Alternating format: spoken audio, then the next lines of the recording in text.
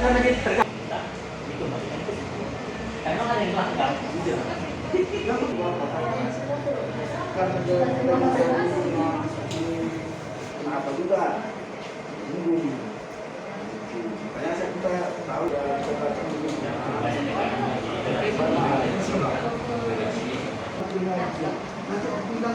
karena nggak beres. Kami datang ke kantor Ombudsman ini untuk menyampaikan aspirasi kami. Aspirasi kami itu mengenai uang insentif nakes kami belum terlunasi. Jadi di awal kami itu merawat pasien COVID-19, saya bekerja sebagai perawat Pringadi dalam penanganan pasien COVID-19. Awal kami menangani pasien COVID-19 itu di bulan Maret 2020 sampai sekarang di ruang isolasi COVID.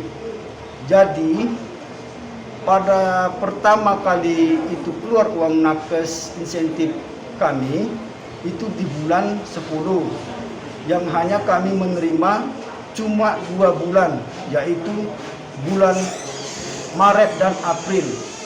Dan selanjutnya kami tanyakan itu selalu dibilang sabar dan sabar sampai ke 2021 juga itu tidak dikucurkan uang nakes kami. Jadi kami ini sebagai perawat dalam penanganan COVID-19 sebagai dikatakan yang dibilang sama partai komisi sebagai garda terdepan dalam penanganan COVID-19.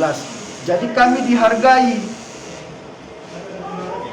Dihargai karena semua kami curahkan tenaga sampai kami pertaruhkan nyawa kami. Selama pun kami menangani ataupun merawat pasien COVID-19, itu kami meninggalkan anak-anak saya. Agar apa? Supaya mereka terlepas ataupun terhindar dari virus corona. Di situ sudah kami berpikir sejauhnya, tapi kami hargai.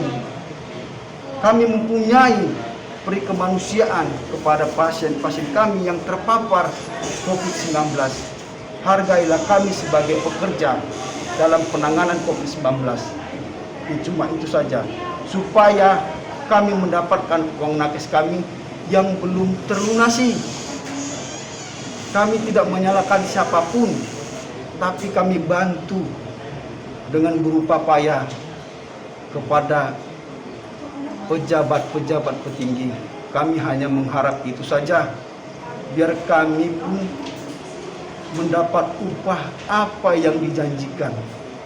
Itu saja, terima kasih. Bang, gimana tanggapan dari pihak Ombudsman sendiri kepada abang yang ada di sini?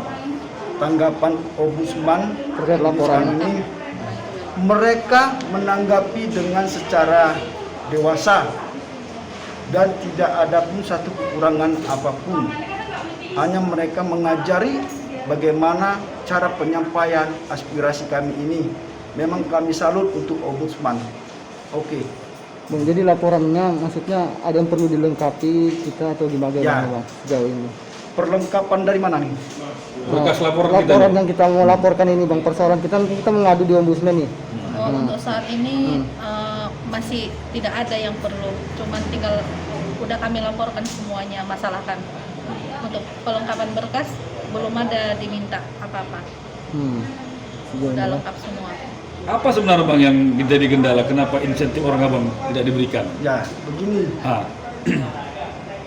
Dari rumah sakit ditanya uang itu tidak ada di Pringadi. Nah, sementara saya dengar ada berita itu, ya, bahwasan dana itu sudah ada.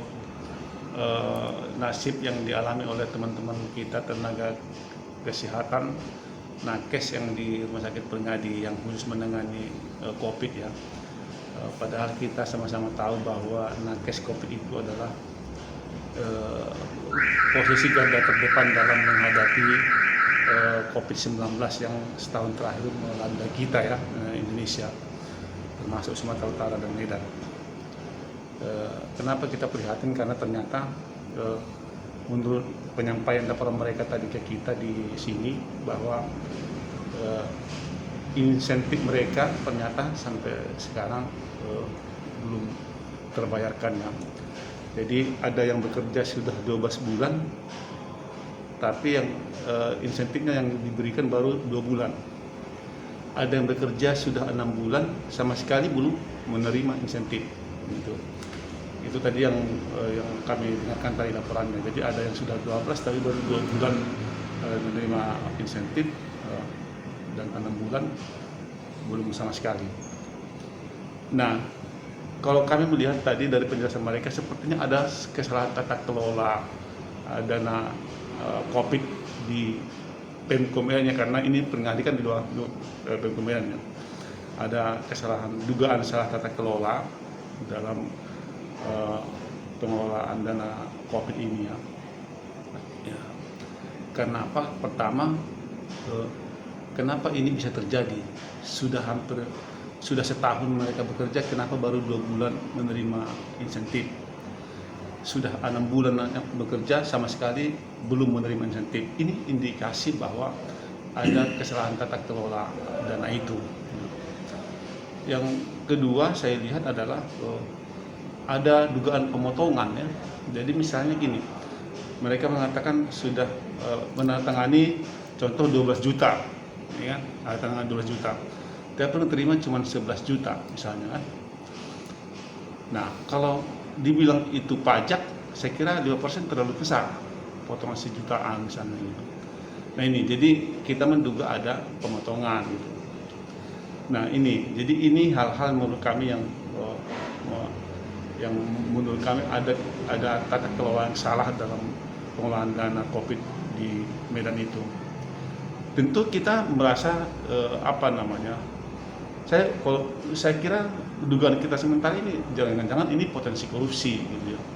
Nah karena itu kita kemudian mencoba melanjuti ini, rencananya kita akan mengundang pihak Rumah Sakit Pringadi atau Pemko Medan, Dinas Kesehatan mungkin kan, untuk meminta klarifikasi apa sebetulnya yang terjadi. Kalau nanti ini memang ada potensi korupsinya, saya pikir kita akan koordinasi dengan pihak-pihak terkait aparat hukum ya. Kalau mungkin apakah itu KPK misalnya, apakah itu kepolisian, apakah kejaksaan. Intinya adalah saya pikir ini harus dituntaskan, nggak boleh main-main soal dana ini. Ya. Padahal sama-sama kita semua institusi kementerian lembaga pemerintah daerah sekarang anggarannya itu dipotong untuk menghadapi COVID-19 itu. Nah salah satu itu porsinya kan untuk